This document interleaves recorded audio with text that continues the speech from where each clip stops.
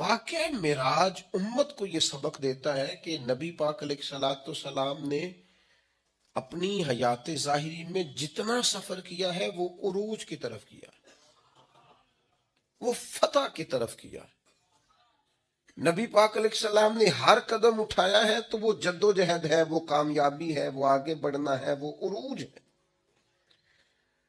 وہ 1 2 3 صحابہ سے بات شروع ہوئی، پھر حضور مدینہ طیبہ تشریف لے گئے، پھر حالات کا یہ رنگ ہوا کہ ان فتحنا لک فتحا مبینا، پھر وہ عروج ہوا، وہ 23 سالوں میں وہ انقلاب آیا، آگے بڑھنا، جد و جہد کرنا، کوشش کرنا، عروج کی طرف جانا۔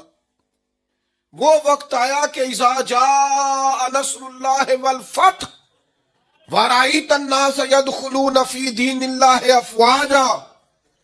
محبوب آپ دیکھیں گے اللہ کی مدد آئی، فتح حاصل ہو گئی، فوجوں کی فوجیں دین میں داخل ہو رہی۔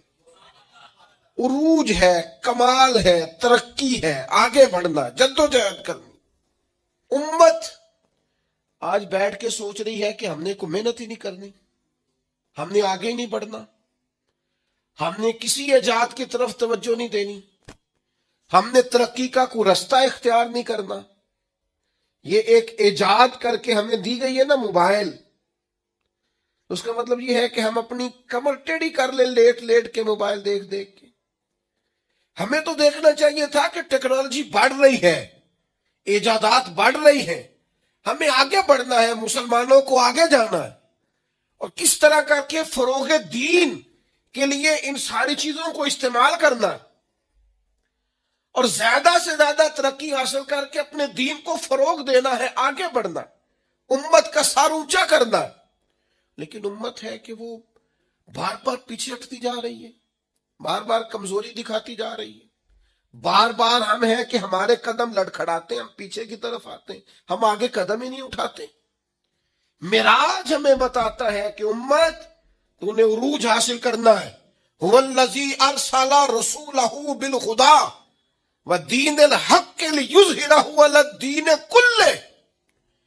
ہم نے یہ رسول تمہیں اس لیے عطا کیے ہیں، یہ شانوں والے رسول تمہیں اس لیے دیے ہیں کہ ہم اس دین کو تمام دینوں پر غالب کر دیں گے۔ اسلام کی فطرت میں قدرت نے لچک دی ہے، اتنا ہی یہ ابھرے گا جتنا کہ دبا دو گے۔ یہ دین غالب ہونے کے لیے۔ واقعہ معراج کیا بتاتا ہے ہمیں؟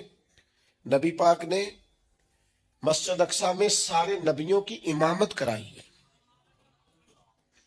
جس طرح نبی کریم نبیوں کے امام ہے، یہ امت امتوں کی امام ہے۔ اس نے امامت کرنی ہے، امامت، ترقی، عروج، جد و جہد، آگے بڑھنا۔ ملت کے جوانوں، واقعہ معراج تمہیں بتاتا ہے کہ تمہیں آگے بڑھنا ہے، تمہیں کوشش کرنی ہے۔ اٹھ کے اب بزم جہاں کا اور ہی انداز ہے، مشرق و مغرب میں تیرے دور کا آغاز۔ جد و جہد کریں۔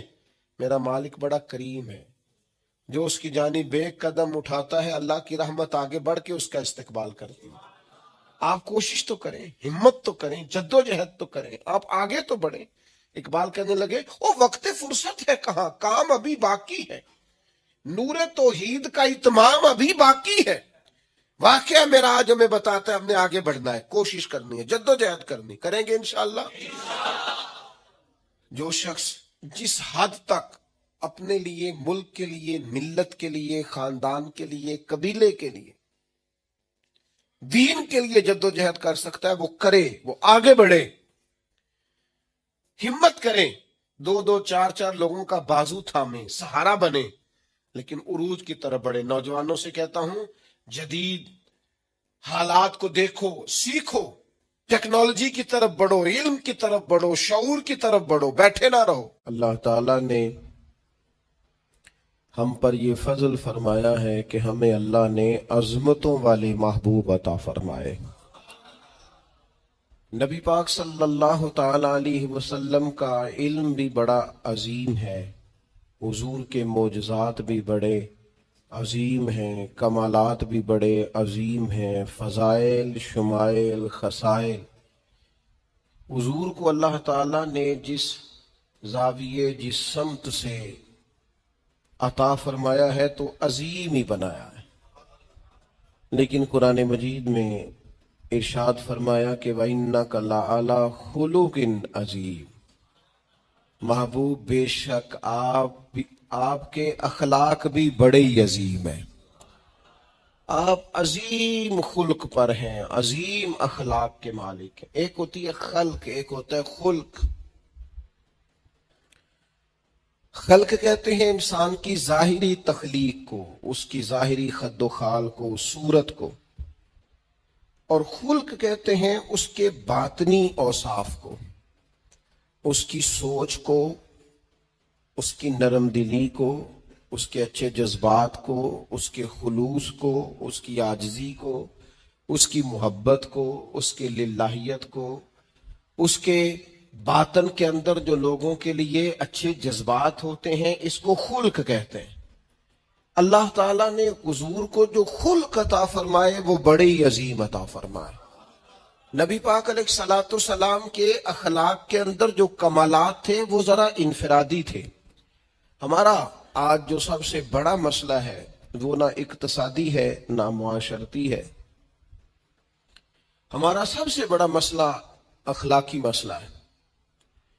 قومیں، ملتیں، قبیلے جب اخلاق چھوڑ جاتے ہیں، اور جب وزاداری چھوڑ جاتے ہیں، اور جب عظمت کردار چھوڑ جاتے ہیں، تو وہ خود بخود بیک ہونے لگتے ہیں، وہ پیچھے ہٹنے لگتے ہیں۔ بہت سارے لوگ بام عروج پر ہوتے ہیں، آگے نکلتے ہیں، لیکن اپنی اخلاقی کمزوریوں کی وجہ سے وہ پستیوں کی طرف سفر شروع کر دیتے ہیں۔ انسان کے لیے سب سے زیادہ ضروری یہ ہوتا ہے کہ وہ اخلاقی مضبوطی اپنی طبیعت میں پیدا کرے۔ بہت سارے دوست لوگوں سے پیار کرتے ہیں، لیکن بعد میں جب وہ ان کا اخلاقی رویہ دیکھتے ہیں تو خود بخود پیچھے ہٹ جاتے ہیں۔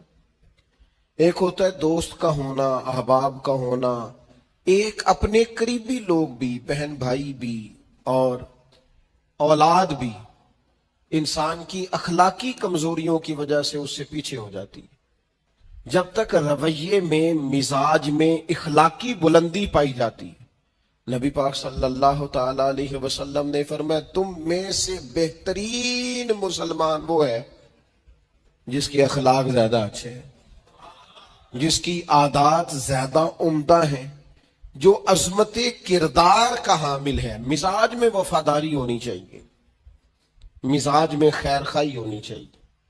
انسان بعض لوگوں کے لفظوں میں عاجزی ہوتی ہے، ویسے وہ عاجز نہیں ہوتے، ملتے میں جھکے ہیں، لیکن ویسے عاجز وہ کہتے ہیں میں نے شیشے میں اتار لیا ہے، میں تیز آدمی ہوں، دیکھا میں نے اس کو بھی قائل کر لیا ہے۔ وہ لفظوں کے لحاظ سے، جھکاؤ کے لحاظ سے عاجز ہوتے ہیں، فی نفس سے ہی عاجز نہیں ہوتے۔ کچھ لوگ جملے کے لحاظ سے، اٹھنے بیٹھنے کے لحاظ سے، آؤ بھگت کے لحاظ سے خدمت گزار ہوتے ہیں، ویسے وہ خدمت گزار نہیں ہوتے۔ کچھ لوگ ایسے ہوتے ہیں جو اچھے جملے ترتیب دے کے کسی کو قائل تو کر لیتے ہیں، اس کو اپنی ہمدردی کا اظہار تو دلاتے ہیں، اشک شوئی تو کرتے ہیں، تسلی تشفی تو دیتے ہیں، ویسے خیر خواہ نہیں ہوتے۔ ویسے وہ بڑی اچھی دھیمی باتیں کر کے کہیں گے کہ یار کوئی مسئلہ نہیں، تو پریشان نہ ہو، تو ٹینشن نہ لے، میں تیرے ساتھ ہوں، پر نہیں نہ ساتھ ہوتے یار۔ زندگی میں وہ عجیب لمحہ تھا، وہ میرے ساتھ تھا پر میں تنہا تھا، ساتھ ہی تھا بندہ پر میں لوگوں کے ہجوم میں بھی اکیلا ہی تھا۔ اپنے اخلاقی رویے میں، خلق میں، مزاج میں، یعنی ڈھل جائے طبیعت انسان کی، اس کے رویے عمدہ ہو جائے، اور یہ کام کشید نہ کرنا پڑے اسے۔ ہمارے علماء نے لکھا ہے خلق کا معنی یہ ہے کہ اچھے کام کرنے میں تکلیف نہ اٹھانی پڑے۔ خلق کا معنی یہ ہے کہ اچھے کام خود بخود بندے سے ہونے شروع ہو جائے، وہ خود بخود اچھے کاموں کی طرف اس کی طبیعت مائل ہو جائے، توجہ ہو جائے، اس کا مزاج بن جائے۔ یہ کب ہوتا ہے؟ کس وقت ممکن ہوتا ہے؟ جب آپ ہر وقت کی اخلاقی بلندی حاصل کرتے ہیں۔ نبی پاک صلی اللہ تعالی علیہ وآلہ وسلم کا ایک طریقہ تھا کہ حضور کے مزاج میں اخلاق۔ بعض لوگ ایسے ہوتے ہیں جو بعض اوقات ایسی حرکت کرتے ہیں، ہوتے ہیں لوگ جو ایسی حرکت کرتے ہیں کہ سخت رد عمل کی ضرورت ہوتی ہے۔ بندے کا دل کرتا ہے نیرا ڈانٹے نہ، डंडा भी पकड़ ले, करते हैं बाज़ औक़ात बात दोस्त ऐसे काम। और फिर एक और बड़ा खतरनाक रवैया होता है। आपको पता है इस्लाम ने सबसे ज्यादा नापसंद किसे किया? गीबत को। आप किसी के खिलाफ, किसी के कबीले घर के खिलाफ किसी कोने में खड़े होकर बात करें, पहुंचाने वाले पहुंचा देते हैं। जो मजे लेके सुनता है वो मजे लेके पहुंचाता भी है, ये पक्की बात है। जिसने आपको टाइम दिया ना सुनने का, वो बाज नहीं आएगा, वो पहुंचाएगा भी। आप की अखलाकी कमजोरी नजर आ जाएगी, वाज़ेह हो जाएगी। आप सामने वाले, अच्छा कुछ लोग वज़ादार होते हैं, उन्हें पता चल जाता है बंदा ठीक नहीं, लेकिन फिर भी वो कबूल करें तो इसका मतलब है वो बंदा आला ज़रफ़ है जिसने रखा हुआ है।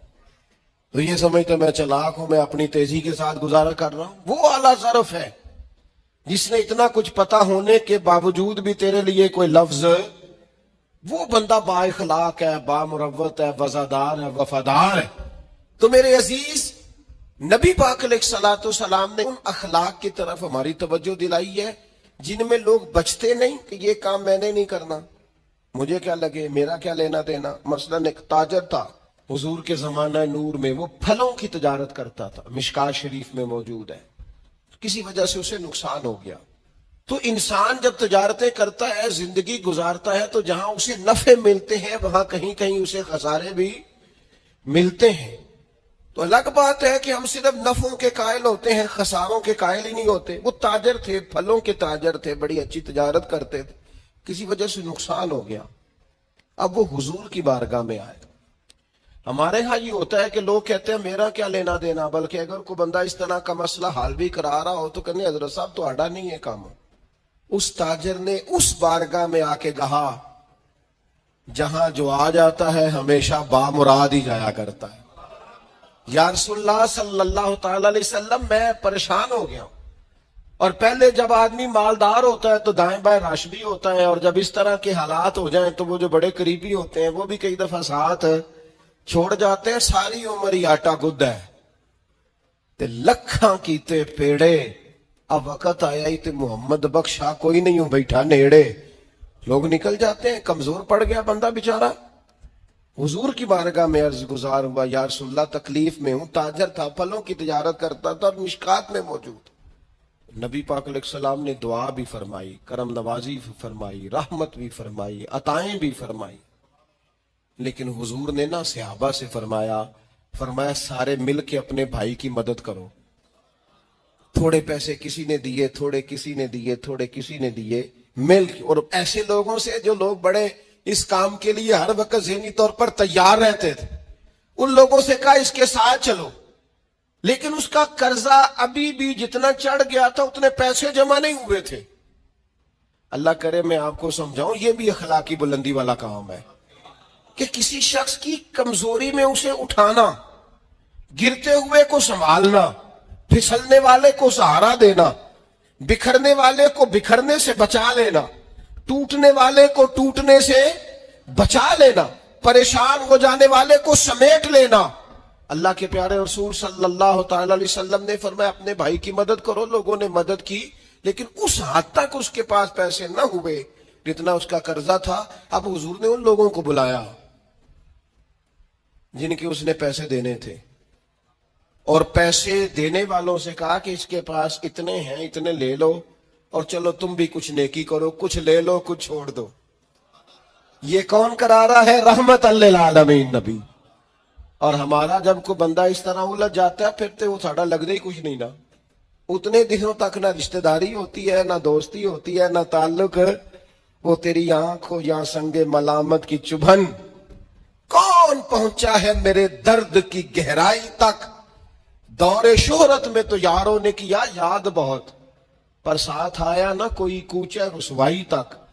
जब हालात खराब होते हैं तो सबसे पहला काम ये होता है मेरा ताल्लुक कोई नहीं, और जब ठीक होते हैं तो फिर बड़ी लंबी रिश्तेदारी निकलती है। हो कहते हैं वो बड़ी दूर के मेरे करीबी ताल्लुकात है, बड़ा दूर का रिश्ता है मेरा, बड़ा करीबी लेन देन है। तो बड़ी उम्दगी से लोग, बड़ी दौरे शोहरत में तो यारों ने किया याद बहुत, पर साथ आया ना कोई कूचाए रुसवाई तक।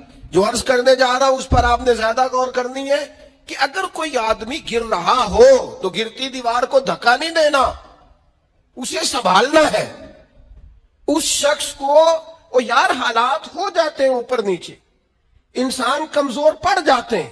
راہ چلتے چلتے کئی دفعہ گاڑی کا صرف پیٹرول ہی ختم نہیں ہوتا, جو مفت میں پانی ملتا ہے کئی جگہوں پہ وہ بھی ختم ہو جاتا ہے, اور قریب قریب اس کی بھی کوئی شناخت نہیں ہوتی. کئی دفعہ صرف اور صرف پیٹرول کا مسئلہ ہی نہیں ہوتا, وہ جو 20 روپے میں ہوا ٹائر میں بھری جاتی ہے کئی جگہوں پہ وہ بھی نہیں ملتی.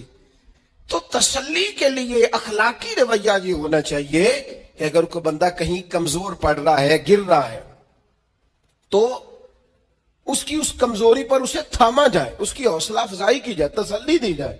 لیکن ہمارا یہ ماحول نہیں ہوتا. میں اکثر کہتا ہوں دوستوں سے کہ جو آدمی اپنے گھر کی تیسری منزل شروع کرتا ہے نا, تیسرا لینٹر ڈالتا ہے, اسے سارے جا کے انہیں پہیا کو کام ہو جاتے دسی, بھئی ہونے کیوں دس رہے ہیں, مالدار آدمی تیسرا لینٹر ڈال رہا ہے. لیکن وہ بیچارہ غریب آدمی جو بالے ڈال رہا ہے اور لکڑی کی چھت ڈال رہا ہے, وہ اگر کسی سے جا کے کہتا ہے نا تھوڑی امداد کرا دے میرا کام رک گیا, تو کہتے ہیں آپ نے پہلے بتانا تھا. اب تو نہیں نا, مطلب وہ تو بڑی پرانی بات تھی, وہ تو میں نے بانٹ دیا, رمضان میں بڑا کر دیا, فلانی جگہ بڑا. یہ لہجہ درست, یہ اخلاقی رویہ نہیں. درد دل اور چیز کا نام ہے, خیر خائی اور چیز کا نام ہے. وہ کسی نے کہا تھا کہ پلا کر گرانا تو سب کو آتا ہے, مزہ تو تب ہے کہ گرتوں کو تھام لے ساقی. کوئی گر رہا ہو اس کا بازو پکڑنا, اس میں مزہ ہے, اس میں لطافت ہے, اس میں حسن ہے. اور ایک دوسرا اخلاقی رویہ جس کی بہت زیادہ ضرورت ہے, جو ہمارے زیادہ ساتھ ہوتے ہیں نا, غلطیاں بھی انہوں نے ہی کرنی ہوتی ہیں. جو آپ کے ساتھ نہیں انہیں آپ کو معاف بھی نہیں کرنا پڑتا. معاف کسے کرنا پڑتا ہے؟ جو اپنے, معاف کسے کرنا پڑتا ہے؟ اپنے خادم کو. اگر آپ آفیسر ہیں تو اپنے ملازم کو. معاف کسے کرنا پڑتا ہے؟ اپنے بہن بھائیوں کو, رشتہ داروں کو, اہل خانہ کو. معاف کسے کرنا پڑتا ہے؟ اپنے شاگردوں کو, ارادت مندوں کو, دوست احباب کو, اپنوں کو معاف کرنا ہوتا ہے. کسی کے ساتھ آپ کا لین, کئی دفعہ دوست آ جاتے ہیں, میں عمرے پہ جا رہا ہوں, کوئی غلطی ہوئی تو معاف کر دینا, تو میں کہتا ہوں مجھ سے آپ کیا معافی مانگیں گے, آپ ادب سے مل کے چلے جاتے ہیں. جن کے ساتھ آپ کا اٹھنا بیٹھنا ہے ان سے معافی مانگیں. جو زیادہ قریب رہیں گے غلطیاں بھی تو وہی کریں گے نا, جو روز مانتے ہیں, کسی وقت سستی بھی دکھاتے ہیں. تو معاف تو کرنا ہوتا ہے اپنوں کو.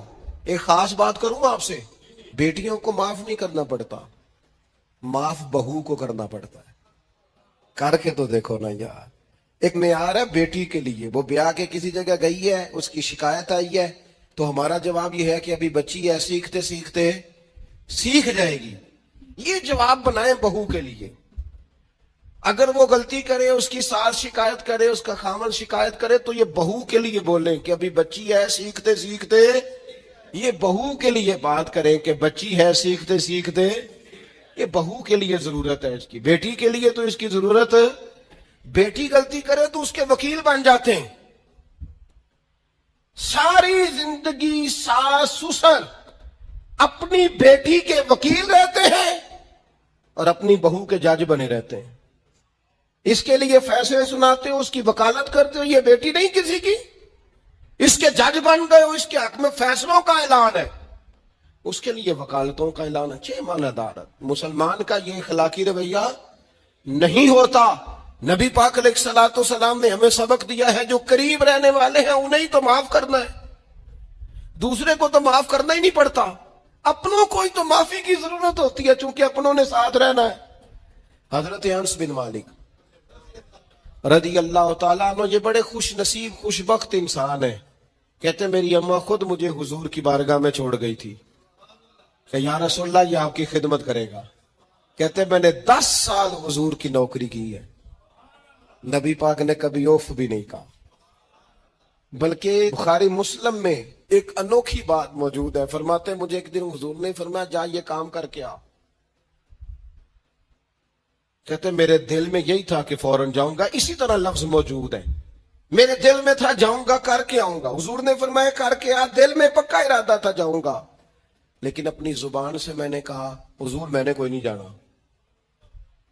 یہ کیوں بات کی؟ یہ ذرا لاڈ کے ساتھ کی, یہ ذرا ناز کے ساتھ کی, یہ ذرا نا محبت کے ساتھ کی، یہ ذرا حضور جو پیار کرتے تھے نا، اس پیار کو سامنے، حضور میں نے نہیں جانا تو کہتے ہیں حضور تھپکی دے کے، یہ غلام سے بات ہو رہی، حضور فرمانے لگے چل نہ تجھے کہا ہے نہ جا کر کے آ، کہتے میں چلا گیا، اسی ارادے سے گیا تھا جاؤں گا، لیکن رستے میں جب میں گیا تو بچے کھیل رہے تھے، میں نے بھی کھیلنا شروع کر دی، کھیل رہا ہوں دیر ہو گئی، حضور نے بھیجا تھا کسی کام، اب جب زیادہ دیر ہوئی تو کریم گھر سے نکلے، اور جب حضور نے مجھے دور سے دیکھا اور مجھے کریم کے آنے کا پتہ چلا تو اب میں ڈرا، اب میرا انداز بڑا جدا گانا ہو گیا جو کہ حضور نے بھیجا تھا۔ یہ تو خادم کی بات ہے نا، ایسے اچھی گل دسیا جی اپنا منڈا بھی کدے نہ جائے تھے، تینوں میں کلیا سی تو گیا کیوں نہیں؟ ناراض نہیں ہونا آپ نے، لیکن چلو بچہ ہے، کسی وقت دیر سویر بھی ہو ہی جاتی ہے، کیوں اتنی سختی کرتے ہیں؟ حضرت انس بن مالک کہتے ہیں جب حضور کو آتے دیکھا تو میں پوری طرح ڈر گیا، لیکن قریب محبوب جب میرے قریب آئے اور مجھے ڈرا ہوا دیکھا نا تو پھر رحمت للعالمین محبوب کی رحمت کا بادل چھایا، اور جب حضور مجھے دیکھ کے ہنسے نا بس وہ ہنس گئے اور میرا کام بن گیا۔ بس کریم تھوڑی دیر ہوئی، ایک آیا کالیاں زلفاں والا، ایویں دو کڑیاں میرے من وچ رکیا تے کر گیا نور اجالا، بات بن گئی، بات طبیعت ٹھنڈی ہو گئی۔ تو حضور فرمانے لگے میں نے کہا تھا جاؤ، گئے نہیں؟ اب جب حضور مسکرا گئے تو بات ہی ختم ہو گئی۔ یا رسول اللہ صلی اللہ علیہ وسلم جانے لگا ہوں، تو حضور نے پھر شروع سے بات شروع کر دی، حضور جانے لگا ہوں، فرمایا جا دوڑ کے آ، پھر جو کہا تھا وہ کر کے آ۔ لیکن وہ بیچ میں جو دیر ہوئی تھی، وہ جو لیٹ ہوئی تھی، اور جو میں کہہ کے آیا تھا میں نے نہیں جانا، حضور نے اس بات پر مجھ سے کوئی سختی نہیں کی۔ میرے عزیز، اپنوں نے تو غلطی کرنی ہے، معاف کس کو کرنا ہے؟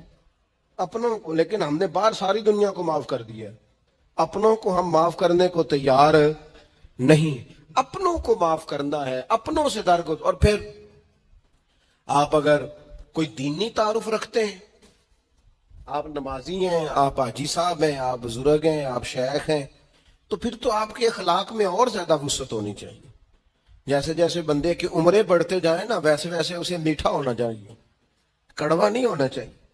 جیسے جیسے اس کی تسبیح بڑھتی جائے ویسے ویسے اس کا لہجہ بھی وسیع ہونا چاہیے، اس کے مزاج کے اندر دینی اگر آپ تعارف رکھتے ہیں تو پھر تو آپ کو، میں آپ سے عرض کروں، میں کئی دفعہ دوستوں سے شکوہ کرتا ہوں، میں کہتا ہوں یار ہم تو جو کہنا چاہتے ہیں وہ بھی نہیں کہہ سکتے،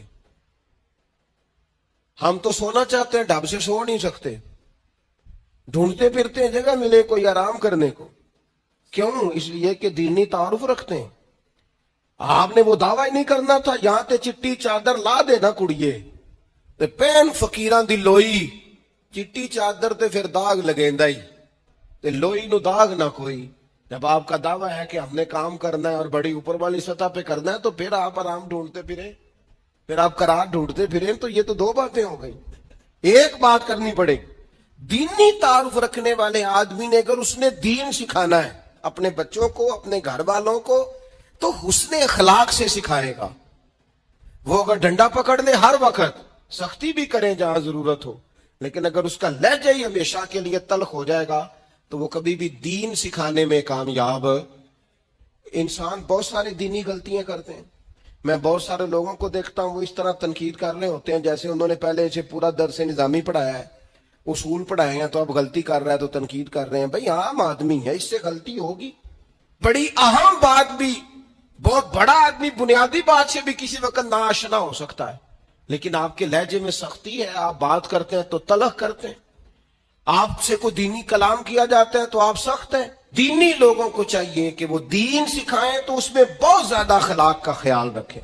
غلطیاں کریں گے لوگ، اگر آپ عالم ہیں اور آپ کے پاس کوئی دینی معلومات ہیں تو پھر آپ کو اس کی خوبصورتی کا بھی پتہ ہونا چاہیے۔ آپ نے حضرت معاویہ بن حکم رضی اللہ تعالیٰ عنہ کہتے ہیں میں نے حضور کی مسجد شریف میں نماز پڑھی تو ایک شخص کو نا چھینک آئی، یہ بھی بخاری مسلم میں موجود ہے، تو میں نے نماز میں کہہ دیا یرحمک اللہ، یہ چھینک آنے کا جواب ہوتا ہے، میں نے یہ نماز میں ہی کہہ دیا، تو بہت سارے لوگ مجھے گھورنے لگ گئے، کچھ نے اپنے ہاتھ بھی مارے، जानू पर कि ये क्या कर रहे हो, नमाज में बोल रहे हो। फरमाते हैं नमाज मुकम्मल हुई हो, ये लफ्ज है हजरत मुआविया बिन हकम रदी अल्लाह तआला अन्हु के, फरमाने लगे कसम अल्लाह की, मैंने हुजूर से बेहतर समझाने वाला ना पहले कभी देखा है ना बाद में कभी देखा। फरमाते हैं ना हुजूर ने मुझे मारा ना डांटा, बल्कि जिस तरह एक बच्चे को गोया ट्रीट किया जाता है, समझाया जाता है। हुजूर फरमाने लगे अल्लाह के बंदे, नमाज में कोई और बात नहीं करनी चाहिए, सिर्फ अल्लाह की तस्बीह पढ़नी चाहिए, उसके अस्मा का जिक्र करना चाहिए या कुरान पाक पढ़ना चाहिए। नमाज में कोई और कलाम करने की इजाजत नहीं है। हमारे यहाँ लोग दीनी मसला समझाते हैं तो इतना उनके मिजाज में तलखी होती है, बाज़ औक़ात इल्ला माशाअल्लाह। कुछ लोगों की तबीयत इतनी करख्त होती है, बच्चा नमाज पढ़ रहा है और हाजी साहब उसके साथ खड़े नमाज पढ़ रहे हैं, लेकिन वो उसको खड़ा कर रहे हैं तो यूं कंधे से हिला के, तेनू आज तक नहीं पता नमाज है कि ये आप दीन सिखा रहे हैं, ये अखलाकी रवैया दीन सिखाने का, ये लबो लहजा दीन सिखाने का। कतन ऐसा कोई काम न करें। मैं तो ये मदारस के साथिदा से भी कहता रहता हूं, मैं कहता हूं नबी पाक ने कभी किसी को नहीं मारा। आप बच्चों को डांटें, करें कुछ, लेकिन वो रवैया आप इख्तियार ना करें जिसकी दीन इजाजत नहीं देता। तो अखलाकियात में इन चीजों का जरूर ख्याल करें। एक रवायत और अर्ज कर दूं आपको।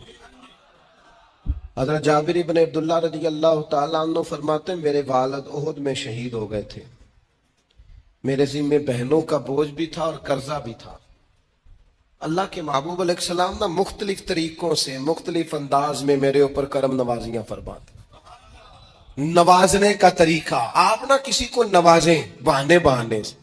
मैंने बाद बुजुर्गों को देखा है, किसी बच्चे को इदारे में खानकाह में कमजोर देखते, वो सुरीला भी नहीं है, उसे कहते चल पुत्र नाच सुना, और नाच सुना रहा है तो उसे नजराना दे रहे हैं, चल बेटे तिलावत सीख सुना, चल तकरीर सुना, किसी भी तरीके से उसको तसल्ली हो रही। और इस तरह का रवैया ना अपनाया जाए कि वो मांगने वाला बन जाए। ये अखलाकी बुलंदी होती है आपकी, कि आप किसी शख्स को बहानों से नवाजें।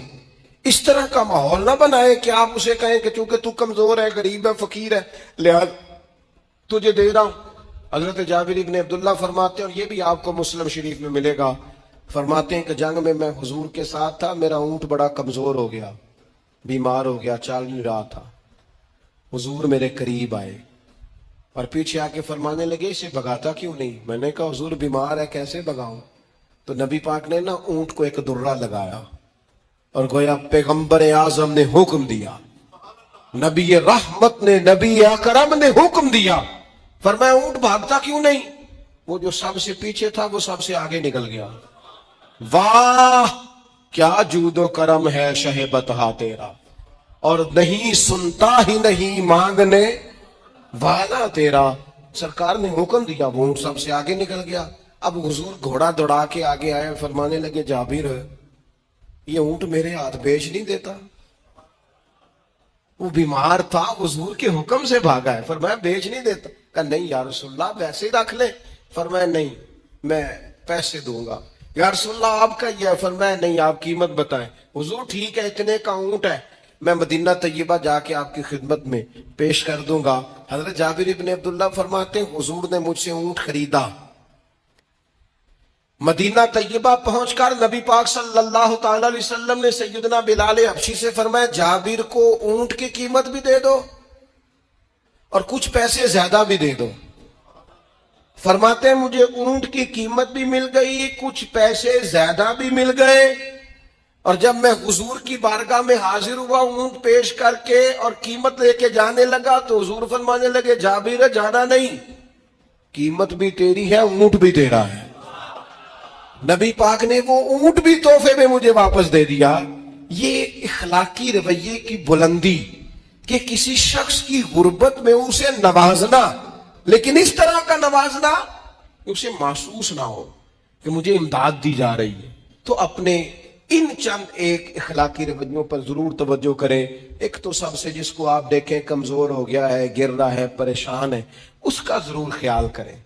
लोग बड़े बड़े तेज दौड़ते हैं, किसी जगह फिर गिर भी जाते हैं।